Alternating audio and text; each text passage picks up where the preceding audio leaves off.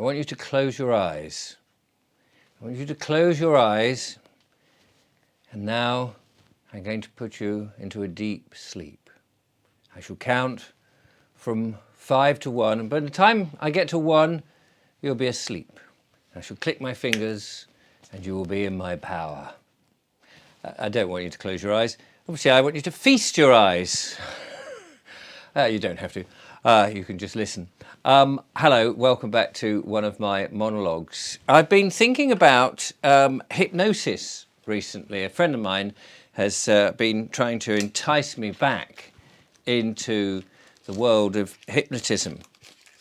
Now, I was going to share a couple of experiences because when I was young, younger, not when I was young like a toddler, I got into hypnosis in quite a semi-serious way, not as a profession particularly, but there was a time when I did think if I didn't go into filmmaking or performance or drama and those sort of things, I would get into hypnosis because the mind and the study of the mind and the effects of that sort of thing was fascinating to me.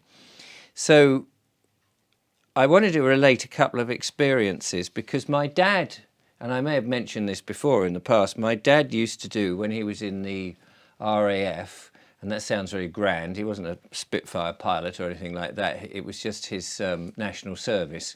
But during his national service, he was also interested in the power of the mind, and particularly trances. And he was, he did a little bit of hypnosis, and he was stopping people from smoking, things like that, stopping people from worrying, taking away fatigue, those sort of things, using just this simple hypnosis. And of course, growing up, his books were on the shelves, and I read a few of them, and then I bought some more of my own. And I'm talking about when I sort of really started to take notice, I suppose, when I was sort of 16 plus, and I was fascinated. And then in my early 20s, I started to experiment a bit. And there was an occasion when I was living away from home, and a chap came round with his girlfriend. He was a member of the family, and his girlfriend had this severe back problem. And she was going into the hospital the following day. She had an appointment, but she was in extreme pain. And because I had been playing about with this hypnosis, I said, well, I'll hypnotize you to get rid of the pain, which I did.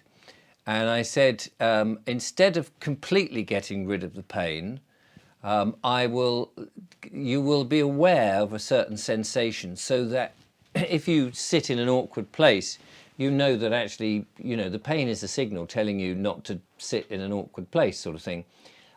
So that when the twinges come, they're not painful, but you still know about them. So there'll be it was difficult to sort of explain now what I actually said, but they understood, they'd get the sensation, oh yeah, I mustn't sit like that because it's pulling on whatever it was in the back.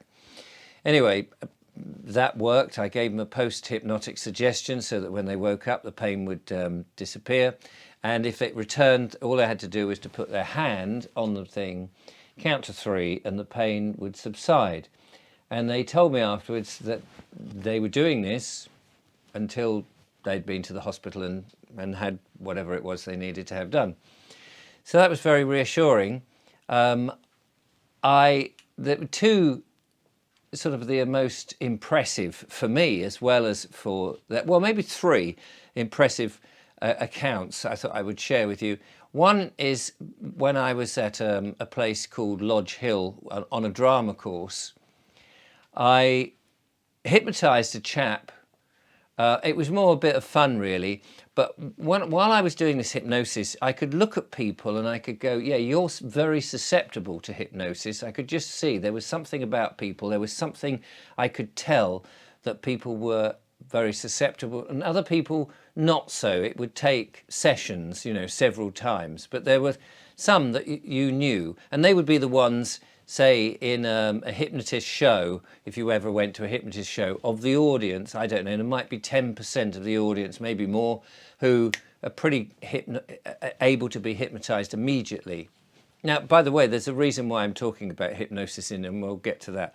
Anyway, this particular guy came along, and I said to him, you know, I've been hypnotizing people, and he said, I don't think you could. I don't think you could hypnotize me. I looked at him and I thought, you're very susceptible, actually. And he didn't believe me. So we went into a different room, and there were a few of us in the room because they were also very interested. And I hypnotized him. And I thought, well, he's not going to really know that he's been hypnotized, because it's not something that you feel any different. You're always in control. You can come out of it at any time if you feel worried or concerned or what have you. And so I thought I'd better do a post-hypnotic suggestion that I can prove to everybody else that he's been hypnotized and to himself. So I said, it was a bit silly, but I said to him, every time I say the word peanut, you will automatically say, I am lazy, which would be something that he wouldn't ordinarily have said, you see. So anyway, I put him in a trance, hypnotized him, brought him back out. I gave the post-hypnotic suggestion, brought him back out. And of course, everybody in the room is waiting for me to say this word peanut. And I was thinking, well, if he's just going along with it and it hasn't actually worked, he may well say peanut just to appease me, or just to sort of, go along with it and then laugh at me later on. So I didn't say it for a while. And of course, the other people were very keen. But I said it would only be me saying the word peanut that would have that instruction. Well, the other guys occasionally were going peanut, and of course, nothing happened. And then when I said it, sure enough, he just suddenly came out with, I am lazy. He had no notion, really, that he was saying it. And afterwards, and we did this several times, afterwards he said it was like an itch. That when I said the word peanut, it was almost like there was an itch. And you know what it's like with an itch? You just scratch it. You don't even think about it. You just scratch that itch. If you're itching now, you'll probably want to go and scratch it. And if you're not itching now, you soon will be. I'm just giving you that hypnotic trance. So go and scratch your itch wherever it might be. Yeah, it's probably, if you've got hair, it'll be in your hair. Anyway, this is how hypnosis works. It's just about suggestion, and those who are more susceptible are likely to be scratching all over the place now. And you know what it's like? A yawn is hypnotic. A yawn, you can yawn and suddenly somebody else is yawning and other people yawn. Anyway, so that was one. It was more hilarious. And of course, when I told him that every time I said this certain word that he would say, I am lazy, he didn't believe me. And I said, oh, really? Oh, well, so I would sneak the word into a sentence where it wouldn't ordinarily be, and that out he would say. And then once he realized, he said, oh my God, I'm just saying this. I didn't realize I'm doing it. He believed it. I took him into a trance and said, it will now go because you're aware of it. And, but nobody else could say this word to make him make it work. The other instance that I wanted to reference particularly was at another event somewhere else. And in the evening, people heard, oh, Richard, you do a bit of hypnosis, don't you? And I said, yeah, well, I'm dabbling with it. I'm learning about it, really. I'm not a practitioner. I was young, in my 20s, You think that a hypnotist has to be of a certain age and have a certain grandeur and have certain qualifications and, be sort of somewhat mysterious and all those sort of things. Well, not necessarily true. Because at that time I was a bit of a clown. But people suddenly when they go, oh, you've kind of got this power. Well, the hypnotist has no power whatsoever. The power lies with the subject. It's whether they believe that what you're saying is going to help them. Anyway, on this particular instance, as it was a sort of jovial event, I could see that this one particular girl, who was again in her 20s, was very susceptible. And so I thought we'd have a bit of fun here. And they were saying, oh, put her in a trance, put her in a trance. I put her in a trance very easily, very quickly. And my friend Roger was next to me. And I said, can you see Roger? And asked her to open her eyes in the trance. And she said, yes, I can see Roger. And I said, that's interesting because there's a vacant seat next to me on this side. I said, Roger's sitting over here. You can see him, can't you? And she looked over there and she said, yes. And then she looked back at the first one, the real one, and she was going, there's two Rogers. And I said, well, which one do you think is the real Roger then? And she was looking, she said, well, that one must be the real one because that one's not moving, which was interesting. So I said, well, if you look at this one, you'll see he's now beginning to levitate. He's actually floating up to the ceiling. And you should have seen her face. She was absolutely agog. And she could see Roger, the hallucination of Roger levitating. She said, that is definitely not real. Anyway, I woke her up and took out the thing, said, now you'll only ever see the real Roger, don't be worried by it, blah, blah, blah. And that was that. Well, of course, it builds your confidence as somebody who understands a bit about hypnosis and what it can do. The third one I will mention very briefly, because I don't want this to go on for too long, was another chap called Marcus. Was very interested in hypnosis, but he wanted to be regressed to a former life. And I'd been reading a book about that. Maybe we'd had conversation. He said, can you regress me? So I regressed him back to childhood. I regressed him to birthday parties. Again, he was a very good subject. And it turns out we regressed him back to two former lives. Now, I've no idea whether they were genuine former lives, whether his mind was playing tricks on him, what was going on, but some very strange things were going on in this. Firstly, he went back and he said he was a Roman centurion, which, on the one hand, that might be something that a brain might just make up because, it's a historical thing that people are being shown at school and all of those sort of things. But the most interesting one was much before that, or later than that, he was some form of French teacher, I think he said he was, and he started to speak French. He doesn't speak French. He didn't know any French, but he started to speak in French. Now, again, this is in my early 20s. I don't speak French, but I could sort of recognize some French words. I didn't record this. That was, I wasn't taking it that seriously. I didn't record it. I wish I had, because then I would love to have taken that cassette to somebody who does speak French and say, what is he saying? But he was telling me, apparently, what happened to him when he died and what he did as a living, as a teacher, as a French teacher.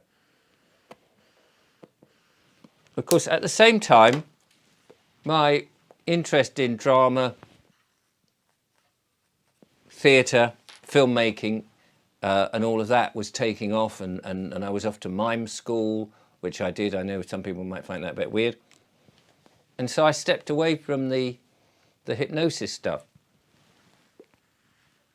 Now roll on to 2020 during COVID. And we saw, throughout our lives, hypnosis has been utilised on us all the time. Adverts are constantly putting you into a trance. They'll use words like, book it today. These are instructions. They're not questions like, why not book it today? They're telling you what to do. They're giving you instructions. COVID, during that, when the Prime Minister and all the other people in power, so-called power, were telling us what we're to do, save the NHS, do this, do that, with their three-word stuff. We all remember that. We all remember how people went out with their saucepans and clapping hands on a Tuesday or a Thursday night, whenever it was, and all of that nonsense. And stay inside, all these messages. Get them. You still get them on tobacco, telling you what instructions, what will happen to you. It's all hypnotic. It's all subliminal. It's all post-hypnotic suggestions, and it's a controlling mechanism. And you listen to the adverts, they're just telling you in a very friendly way what to do, and those susceptible people will do it. There's a very famous fizzy drink, brown fizzy drink, that started in America and is all around the world now. You'll know what I'm talking about, and I don't even need to tell you the name. You know it because it's been advertised to you ad nauseum. They advertise all the time. so that they are top of mind, as they say in the lingo. I did a bit of work as a freelance filmmaker for advertisers at some point in my career, and I heard all this lingo, and it's all hypnotic, it's all trance.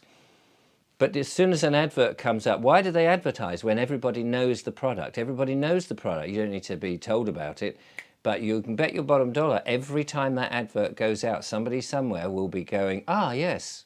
And they will buy that product because it's in their mind that it is something they like, that it's a healthy product, that it's refreshing, all the things they tell you, when of course, in actual fact, it's not a very good product for you to be drinking whatsoever. And yet millions of people will suddenly rush out and buy that because those who are very susceptible will do it almost instantly. Others will have it top of mind. The hypnosis and in advertising is a very powerful medium. The television is another and very subtle, powerful medium. And of course, by television now, I'm talking YouTube as well as Netflix and all the terrestrial stuff, because people will be telling you what to do, what to watch, or in conversation, ordinary relaxed conversation, they'll also be influencing you. Influencers on YouTube are basically hypnotists because they are telling you what to do. The whole business about watching a television or a screen is a passive reaction, and you are slowly put into a what's the word I'm looking for? Not acceptable, receptive, a receptive state, so that the messages that come forward will guide you, tell you, and potentially give you post-hypnotic suggestions. So the reason I told you all of this, which is from my experience, is my friend is saying you should get back into it. You know, if you're hard up, you could get back into hypnotizing people again and what have you. And, you know, maybe I will. After all, this channel is demonetized and there's no money coming in. And I must say thank you very much to those people who do support the channel. If you're finding this of any use whatsoever, if it's satisfying, if it gives you positive thoughts, if it comforts you, then I really appreciate that. And of course you can show your sign of appreciation, but I don't push that out on you. You will send me money. No, I take that back. You have to do that of your own volition. But what I'm really saying is be very careful the things that you watch, because that manipulation is everywhere. We are being manipulated all the time and we don't realize it. And knowing something about how the trance state is switched on and how these post-hypnotic suggestions are being pushed at you, these instructions to do things. Think about the letters that you get if you owe money. The big black things, you owe money, you must pay, we're coming to get the fear. That again is another post-hypnotic suggestion.